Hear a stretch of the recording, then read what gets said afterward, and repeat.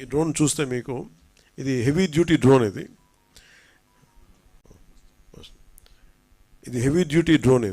దీనికి ఈ పైలట్స్ ప్రత్యేకంగా శిక్షణ పొందుతారు, లైసెన్స్డ్ డ్రోన్ పైలట్స్ వీళ్ళు. So it can carry up to 8 kg weight, ఒక నీళ్లు కానీ పండ్లు కానీ తిండి కానీ చేయొచ్చు. ఇవి ముఖ్యంగా హై రైజ్డ్ బిల్డింగ్స్ కోసమని దీన్ని ఎక్కువ వాడతారు. కానీ ఇక్కడున్న పరిస్థితి చూస్తే అది వెళ్ళలేదు కాబట్టి అది కింద ఎక్స్పర్టీస్ ఆఫ్ డ్రోన్ పైలట్ ఎలా సహాయక చర్యలు ఎలా ఉంటుంది అనేది మనకి చిన్న వెరీ గుడ్ ఎగ్జాంపుల్ ఇది. సో అది మీ దృష్టికి తీసుకొస్తా ఉన్నాం. అలాగే ఉదాహరణకి ఇప్పుడు తోటల వల్లేరు, పామర్లంక బ్రిడ్జి ఇలా దెబ్బతింది, ఇట్లాగా రాకపోకలు దెబ్బతిన్నాయి అనేది ఎవరు అధికారులు మా దృష్టికి తీసుకొస్తే కాన్ఫరెన్స్ కాల్లో కూడా దాన్ని పర్మనెంట్గా చేయాలి. దాన్ని కూర్చోబెట్టి దానికి ఒక 31 crores బడ్జెట్ కూడా ఉంది. దాన్ని మన వెంటనే దాన్ని వరదలు అయిపోయిన వెంటనే ప్రిన్సిపల్ సెక్రటరీ శశిభూషణ్ గారి ఆధ్వర్యంలో దాన్ని పూర్తి చేస్తాం. అలాగే ప్రకాశం జిల్లా, కృష్ణా జిల్లా,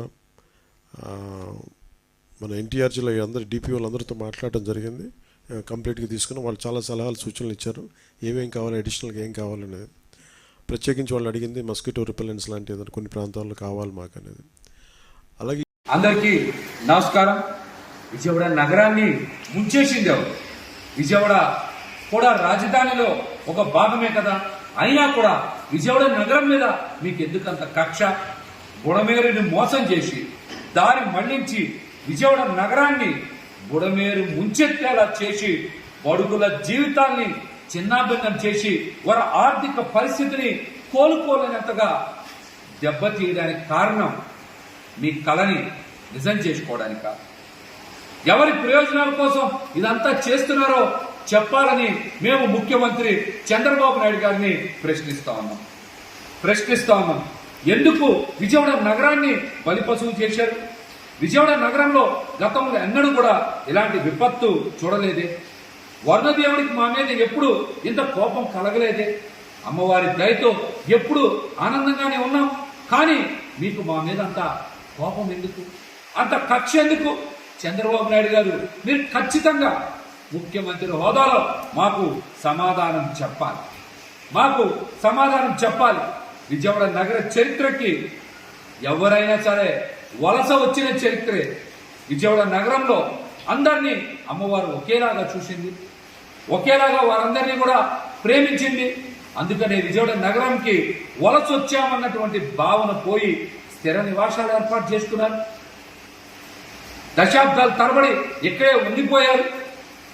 కానీ ఈ రోజున సొంతూరును గుర్తు తెచ్చుకొని విజయవాడ నగరం నుంచి వలసలు ఇతర ప్రాంతాలకి, వారి స్వస్థలాలకి వెళ్ళిపోతున్నారంటే ఈ ఘోర సంఘటనని మేము చూడలేకపోతా ఉన్నాం. మా బాధని వ్యక్తం చేయలేకపోతా ఉన్నాం. ఎందుకు ఇంత దుర్మార్గం చేశారు? దీనికి కూడా మీరు సమాధానం చెప్పాలి. మేము చేసిన తప్పేంటి? విజయవాడ నగర ప్రజలు చేసిన తప్పేంటి? ఏదో ఒక రోజు మీ విపరీతమైనటువంటి తెలివితేటలతో హైదరాబాద్ కూడా మీరు సముద్రాన్ని తీసుకెళ్లిన ఆశ్చర్యపోకర్లా.